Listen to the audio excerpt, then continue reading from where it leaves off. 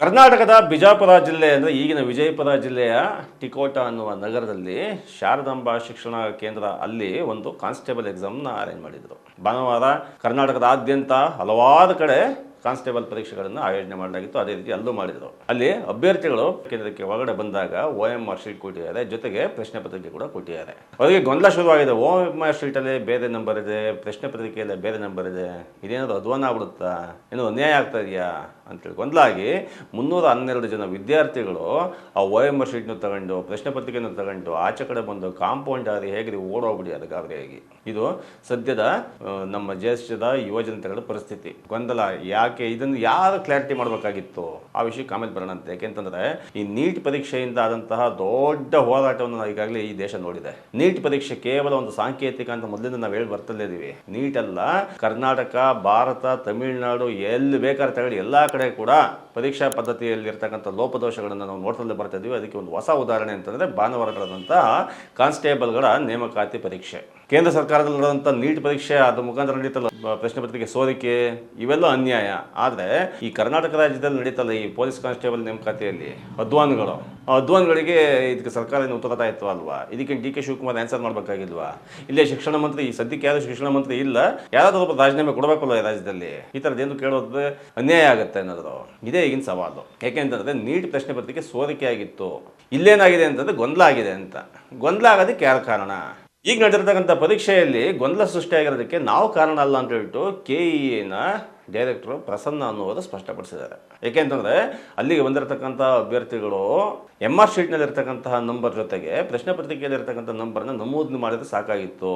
ಅವೆರಡೂ ನಂಬರ್ ಒಂದೇ ಆಗಿರಬೇಕು ಅಂತೇನು ಕಾನೂನು ಇಲ್ಲ, ಒಂದೇ ಆಗಿರೋದು ಇಲ್ಲ ಅಂತೇಳಿ ಅವ್ರು ಹೇಳ್ತಾರೆ. ನೀವು ಇವಾಗ ಪರೀಕ್ಷೆಯನ್ನು ಮುಗಿದ ಮೇಲೆ ಹೇಳ್ತಾ ಇದ್ದೀರಲ್ಲ ಡೈರೆಕ್ಟರ್ ಸಾಹೇಬ್ರೆ, ಇದನ್ನು ನೀವು ಪರೀಕ್ಷೆಗಿಂತ ಮುಂಚೆ ಯಾರಿಗಾದ್ರೂ ಅಭ್ಯರ್ಥಿಗಳಿಗೆ ಮನವರಿಕೆ ಮಾಡಿಕೊಟ್ಟಿದ್ದೀರಾ? ಇದು ಬಹಳ ಮುಖ್ಯವಾದ ಪ್ರಶ್ನೆ. ನೀವು ದಿನಕ್ಕೊಂದೊಂದು ಪ್ರಶ್ನೆ ಪತ್ರಿಕೆ ಅಥವಾ ಪರೀಕ್ಷೆಯ ಮಾದರಿಗಳನ್ನು ಬದಲು ಮಾಡ್ತಾ ಹೋಗ್ತಾ ಇರ್ತೀರಾ. ಇವತ್ತೊಂದು ಪ್ರಶ್ನೆ ಪತ್ರಿಕೆ ಇರುತ್ತೆ, ನಾಳೆ ಒಂದು ಪ್ರಶ್ನೆ ಪತ್ರಿಕೆ ಇರುತ್ತೆ, ನಾಳೆ ದಿವಸ ಒಂದು ಎಕ್ಸಾಮ್ ಬೇರೆ ಥರ ಮಾಡ್ತೀವಿ ಅಂತ ಹೇಳ್ತಾರೆ, ಇವತ್ತೊಂದು ದಿವಸ ಬೇರೆ ಥರ ಎಕ್ಸಾಮ್ ಮಾಡ್ತೀವಿ ಅಂತ ಹೇಳ್ತಾರೆ. ವಿದ್ಯಾರ್ಥಿಗಳಿಗೆ ಅಥವಾ ಅಭ್ಯರ್ಥಿಗಳಿಗೆ ಗೊತ್ತಾಗದೆ ಹೆಂಗೆ ವಿಚಾರ? ಇದರ ಬಗ್ಗೆ ನೀವು ಸೂಕ್ತವಾದ ದಾಖಲೆಗಳನ್ನು ಅಥವಾ ಸೂಕ್ತವಾದ ಅವೇರ್ನೆಸ್ನ ಮಾಡಿಲ್ಲ ಅಂತಂದರೆ ಖಂಡಿತವಾಗಿಯೂ ಕೂಡ ತಪ್ಪು ನಿಮ್ದಾಗುತ್ತೆ ಹೊರತು ಪರೀಕ್ಷೆ ಬರೋಕ್ಕೆ ಬಂದಿರೋದಲ್ಲ ಅಭ್ಯರ್ಥಿಗಳದಲ್ವೇ ಅಲ್ಲ. ಈ ನಿಟ್ಟಿನಲ್ಲಿ ಜಿನ್ಸಿಗಳು ಏನು ಹೇಳ್ತಿದ್ದಾರೆ, ಕರ್ನಾಟಕದ ಜಿನ್ಸಿಗಳೆಲ್ಲ ಮಲಕ ಹೊಡೆಯೋದು. ಯಾಕೆಂತಂದ್ರೆ ಇಲ್ಲಿ ಇರ್ತಕ್ಕಂಥದ್ದು ಕಾಂಗ್ರೆಸ್ ಸರ್ಕಾರ. ಆ ಕಾರಣಕ್ಕೆ ಇಲ್ಲಿಯ ಜಿನ್ಸಿಗಳಿಗೆ ಮಾತು ಹೊರಡ್ತಾ ಇಲ್ವಾ? ಯಾಕೆ ಇದ್ರ ಬಗ್ಗೆ ಒಂದು ಸಣ್ಣದಾದ ಒಂದೇ ಒಂದು ಹೋರಾಟ, ಒಂದು ಹೇಳಿಕೆ ಕೂಡ ಇಲ್ವಾ? ಎಲ್ಲ ಅಭ್ಯರ್ಥಿಗಳೇ ಮಾತಾಡಬೇಕಾ? ಸುಮಾರು 2.25 ಲಕ್ಷ 3 ಲಕ್ಷ ಅಭ್ಯರ್ಥಿಗಳು ಎಕ್ಸಾಮ್ ಬರೆದಿದ್ದಾರೆ ಇಡೀ ರಾಜ್ಯಾದ್ಯಂತ. ಒಂದು ಅಷ್ಟು ದೊಡ್ಡ, ಏಕೆಂದರೆ ಕೆಲಸಕ್ಕೆ ತಗೋತಾ ಇರೋದೇ ಭಾಳ ದಶಕಗಳ ನಂತರ ಪೊಲೀಸ್ ಕಾನ್ಸ್ಟೇಬಲ್ನ ಕೆಲಸಕ್ಕೆ ತಗೊಳ್ಳೋದೇ ಭಾಳ ವರ್ಷಗಳಾಗೋಗಿತ್ತು. ಕನಿಷ್ಠ ಪಕ್ಷ 15-20 ವರ್ಷದ ಮೇಲಾಗೋಗಿತ್ತು. ಇವಾಗ ತಗೊಂತಾ ಇದ್ರೆ, ಈ ತಗೊಂಡಾಗಲೂ ಕೂಡ ಈ ಥರ ಅಧ್ವಾನಗಳನ್ನು ಮಾಡ್ತಾ ಇದ್ದಾರೆ ಅಂದರೆ ಮತ್ತೆ ಇದು ಯಾವುದೇ ಕೋರ್ಟಿಗೆ ಹೋದರೆ, ಕೋರ್ಟ್ ಕೇಸಿಗೆ ಹೋದರೆ ಮತ್ತೆ ಎಷ್ಟು ವರ್ಷ ವಿಳಂಬ ಆಗುತ್ತೆ? ಇದಕ್ಕೆಲ್ಲ ಕಾರಣ ಯಾರು? ಇದಕ್ಕೆ ನಾವು ಕಾರಣ ಅಲ್ಲ ಅಂತೇಳಿ ಈ KEA ಕೈ ತೊಳ್ಕೊಂಡ್ಬಿಟ್ರೆ ಸರ್ಕಾರನಾದ್ರು ಜವಾಬ್ದಾರ ಆಗಬೇಕಲ್ವ ಇದಕ್ಕೆ?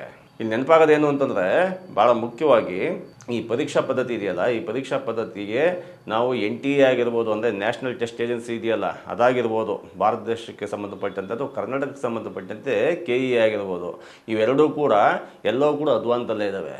ಆ ಪ್ರಸನ್ನ ಅನ್ನೋದು ಸೋಷಿಯಲ್ ಮೀಡಿಯಾದಲ್ಲಿ ಬಂದು ಮಾತಾಡೋದನ್ನ ನೋಡಬೇಕಾಗಿತ್ತು, ಎಷ್ಟು ಹುಮ್ಮಸ್ಸನ್ನು ಮಾತಾಡ್ತಾ ಇರೋದು ಅಂತಂದ್ರೆ. ಅವ್ರ ಪ್ರಕಾರ ಏನು ಅಂತಂದರೆ, ಎಕ್ಸಾಮ್ ಅಟೆಂಡ್ ಮಾಡೋಕ್ಕೆ ಬಂದಿಲ್ಲ ನಿಮಗೆ ಏನಾಗಿದೆ, ನಾಳೆ ದಿವಸ ಕೆಲಸ ಹೆಂಗೆ ಮಾಡ್ತೀರ ಅನ್ನೋ ರೀತಿಯಲ್ಲಿ ಅವ್ರು ಮಾತಾಡ್ತಾ ಇರೋದು.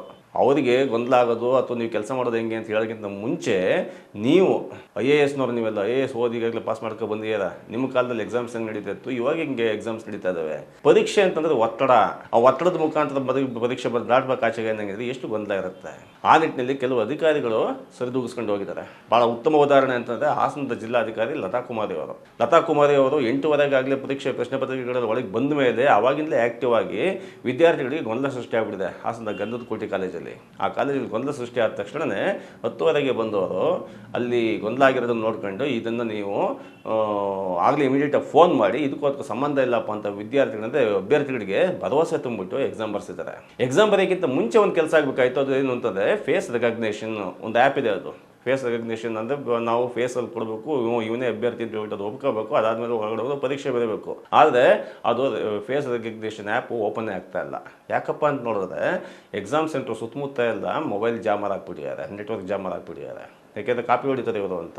ಒಂದು ಕಡೆ ಇವರು ಎಕ್ಸಾಮ್ ಕ್ಷೇತ್ರ ಇದೆಯಲ್ಲ, ಅಲ್ಲೆಲ್ಲ ಸುತ್ತಮುತ್ತ ಎಲ್ಲ ನೀವು ಕಾಪಿ ಹೊಡಿತೀರಾ ಅಂತ ಹೇಳ್ಬಿಟ್ಟು ಜಾಮರ್ಗಳು ಹಾಕೋದು, ಇನ್ನೊಂದು ಕಡೆ ಪರೀಕ್ಷೆನ ನಾವು ಆನ್ಲೈನ್ ಮುಖಾಂತರ ನಡೆಸ್ತೀವಿ ಅಂತ ಹೇಳಿದ್ರು. ಇದೇ ವಿದ್ಯಾರ್ಥಿಗಳಿಗೆ ಗೊಂದಲ ಆಗ್ತಾ ಇರೋದು. ಈ ಗೊಂದಲಗಳನ್ನೆಲ್ಲ ದಾಟೋಗ್ಬೇಕಲ್ವಾ. ಅದಾದ ನಂತರ ಲತಾ ಕುಮಾರ್ ಏನು ಮಾಡಿದ್ದಾರೆ ಅಂತಂದರೆ, ನೀವು ಪಾಡಿಗೆ ನೀವು ಎಕ್ಸಾಮ್ ಬರೀರಿ ಧೈರ್ಯವಾಗಿ, ತದನಂತರ ಎಕ್ಸಾಮ್ ಬರೆದಾದ್ಮೇಲೆ ನೀವು ಫೇಸ್ ರೆಕಗ್ನಿಷನ್ ಕೂಡ ನಾವು ಅಕ್ಸೆಪ್ಟ್ ಮಾಡ್ತೀವಿ ಅಂತ ಹೇಳ್ಬಿಟ್ಟು ಒಪ್ಪಿಸ್ಬಿಟ್ಟು ಎಕ್ಸಾಮ್ ಬರೆಸಿದ್ದಾರೆ. ಅದರ ನಡುವೆ ಮತ್ತೊಂದು ತೊಂದರೆ ಏನಾಗಿದೆ, ಇಷ್ಟೆಲ್ಲ ಗೊಂದಲಗಳು, OMR ಗೊಂದಲ, ಪ್ರಶ್ನೆ ಪತ್ರಿಕೆ ಗೊಂದಲ, ಸೆಂಟರ್ಗಳಲ್ಲಿ ಗೊಂದಲ, ಈ ಜಾಮರ್ ಗೊಂದಲ, ಫೇಸ್ ರೆಕಗ್ನೈಸೇಷನ್ ಗೊಂದಲ, ಇವೆಲ್ಲ ಗೊಂದಲಗಳ ನಡುವೆ ವಿದ್ಯಾರ್ಥಿಗಳಿಗೆ ಮತ್ತೊಂದು ಕಡೆ ಏನು ಅಂತಂದರೆ, ಆ ಮಂಗಳೂರಿಂದ ಹಾಸನಕ್ಕೆ ಬರಬೇಕು ಅಥವಾ ಇನ್ನೊಂದು ಕಡೆಯಿಂದ ಬರಬೇಕು ಅನ್ನಂಗಿದೆ, ಅಲ್ಲಿ ಗುಡ್ಡ ಕುಸಿತ ಆಗಿ ಟ್ರಾವೆಲ್ ಮಾಡೋಕ್ಕಾಗ್ತದೆ. ರೈಲ್ವೆಗಳು ಬರ್ತಿದ್ದಾರೆ, ಅಲ್ಲೇ ಸ್ಟ್ರಕ್ ಆಗಿದ್ದಾರೆ, ಬಸ್ಸಲ್ಲಿ ಬರ್ತಿದ್ದಾರೆ, ಅಲ್ಲೇ ಸ್ಟ್ರಕ್ ಆಗಿದ್ದಾರೆ. ಆದರೆ ಹಾಸನದ SP ಮತ್ತು DC ಇಬ್ಬರು ಸೇರ್ಕೊಂಡು, ಶುಭನ್ವಿತಾ SP ಮತ್ತು DC ಲತಾ ಕುಮಾರ್ ಅವರು ಸೇರಿ ಆ ಪರೀಕ್ಷಾರ್ಥಿಗಳಿಗೆ ಯಾವುದೇ ತೊಂದರೆ ಆಗದಂಗೆ ಪರೀಕ್ಷಾ ಕೇಂದ್ರಕ್ಕೆ ತಲುಪಿಸುವಲ್ಲಿ ಯಶಸ್ವಿಯಾಗಿದ್ದಾರೆ. ಇಂಥ ಅಧಿಕಾರಿಗಳು ತುಂಬ ನಿಷ್ಠೆಯಿಂದ ಕೆಲಸ ಮಾಡ್ತಾರೆ. ಸರಿ, ಇವ್ರ ಕೆಲಸ ಅಂದರೆ ಎಕ್ಸಿಕ್ಯೂಟಿವ್ ಆಗಿ ಕೆಲಸ ಮಾಡಬೇಕಾಗಿದ್ದು ವರದಾನ. ಆದರೆ ಎಕ್ಸಿಕ್ಯೂಟಿವ್ ಆಗಿ ಕೆಲಸ ಮಾಡೋದ ಮೇಲೆ ಎಲ್ಲವನ್ನೂ ಬಾಧ ಬಿಟ್ಬಿಟ್ರೆ ಎಕ್ಸಾಮ್ ನಡೆಸೋದು ಅವರ.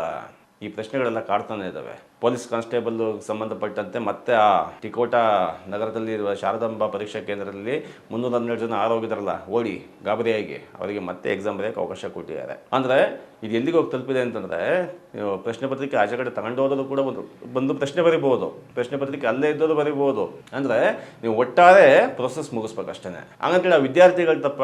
ಖಂಡಿತವಾಗಿ ಆ ವಿದ್ಯಾರ್ಥಿಗಳು ತಪ್ಪಲ್ಲ. ಆ ವಿದ್ಯಾರ್ಥಿಗಳು ಕಾಂಪೌಂಡ್ ಹಾರಿ ನಗದು ಓಡಬೇಕು ಅನ್ನಂಗಿದ್ರೆ ನೀವು ಪರೀಕ್ಷಾ ಪದ್ಧತಿಯನ್ನು ಇನ್ನು ಯಾವ ರೀತಿ ನಡೆಸಿರ್ಬೋದು ಲೆಕ್ಕ ಹಾಕಿ. ಮತ್ತು ನೀವು ಏನು ಹೇಳ್ತೀರಾ ಅಂತ ನಮಗೆ ಗೊತ್ತಿಲ್ಲ. ನೀವೇನು ಹೇಳ್ತೀರಾ ಅಂತಂದರೆ, ಪರೀಕ್ಷೆ ಬರೆಯೋಕ್ಕೆ ಗೊತ್ತಿಲ್ಲದೆ ಇದ್ದವರು ನೀವು ನಾಳೆ ಸಹ ಹೆಂಗೆ ಕೆಲಸ ಮಾಡ್ತೀರಪ್ಪ, ನಿಮಗೆ ವಿವೇಕ ಇಲ್ವ ಅಂತ ಹೇಳ್ಬಿಟ್ಟು ಮತ್ತೆ ಆ ಪರೀಕ್ಷಾರ್ಥಿಗಳ ಮೇಲೆ ಗೋಬೆ ಕೂರಿಸ್ತೀರ ಹೊರತು ನಮ್ಮ ತಪ್ಪು ಅಂತ ಯಾವತ್ತೂ ಹೇಳೋದಿಲ್ಲ. ನೀವು ನಿಮ್ಮ ತಪ್ಪನ್ನು ಯಾವತ್ತು ಒಪ್ಕೊಂತೀರೋ ಅವತ್ತು ಪರೀಕ್ಷಾ ಕೇಂದ್ರಗಳು ಸರಿ ಹೋಗ್ತವೆ, ಪರೀಕ್ಷಾ ಪದ್ಧತಿಗಳು ಸರಿ ಹೋಗ್ತವೆ, ಶಿಕ್ಷಣ ವ್ಯವಸ್ಥೆಗೂ ಸುಧಾರಿಸುತ್ತೆ. ಇವೆಲ್ಲ ಬಿಟ್ಬಿಟ್ಟು ನೀಟ್ ಪರೀಕ್ಷೆಗೆ ಒಂದು ಸ್ಟ್ರಾಟಜಿ, ಈ ಜನ್ಸಿಗಳದ್ದು, ಇದಕ್ಕೆ ಪೊಲೀಸ್ ಕಾನ್ಸ್ಟೇಬಲ್ ಎಕ್ಸಾಮ್ಗಳಿಗೆ ಒಂದು ಸ್ಟ್ರಾಟಜಿ. ಆವಾಗ ಜಂತರ್ ಮಂತರೆಲ್ಲ ಜನ ತುಂಬಿ ತುಳುಕ್ತಾ ಇದ್ದವರು ಇವಾಗ ಕರ್ನಾಟಕದ ವಿಚಾರದಲ್ಲಿ ಯಾಕೆ ಫ್ರೀಡಮ್ ಪಾರ್ಕ್ ಅಂತ ಜನ ಸುಳಿತಾ ಇಲ್ಲ? ಈ ಥರ ಸೆಲೆಕ್ಟಿವ್ ಹೋರಾಟಗಳಿದಾವಲ್ಲ, ಈ ಸೆಲೆಕ್ಟಿವ್ ಹೋರಾಟಗಳ ಕಾರಣಕ್ಕೋಸ್ಕರನೇ ಯುವಜನತೆ ಈ ಹೋರಾಟಗಳ ಬಗ್ಗೆ ನಂಬಿಕೆಗಳು ಕೊಡೋದು. ಈ ನಿಟ್ಟಿನಲ್ಲಿ ಹೋರಾಟ ಮಾಡಿ ಅಂತ ಹೇಳ್ತಿಲ್ಲ, ಅಟ್ಲೀಸ್ಟ್ ಜಾಗೃತಿ. ತಪ್ಪು ಯಾರ್ದು ತಪ್ಪಾಗಿದೆ, ಇಲ್ಲಿ ತಪ್ಪಾಗಿದೆ, ನನ್ನ ತಪ್ಪು ಅಂತ ಒಪ್ಪಿಸ್ಬೇಕಲ್ವ ಯಾರನ್ನಾದ್ರು. ಒಪ್ಪಿಸೋ ನಿಟ್ಟಿನಲ್ಲಿ ಯುವಜನತೆ ಜಾಗೃತಿಗೊಳ್ಳಿ ಅಂತ ಹೇಳ್ತಾ ಈ ವಿಡಿಯೋ ಮುಗಿಸ್ತಾ ಇದೀವಿ. ಧನ್ಯವಾದಗಳು. ಚೆನುಗಿರಿ ಇದು ನಿಮ್ಮ ದನಿ.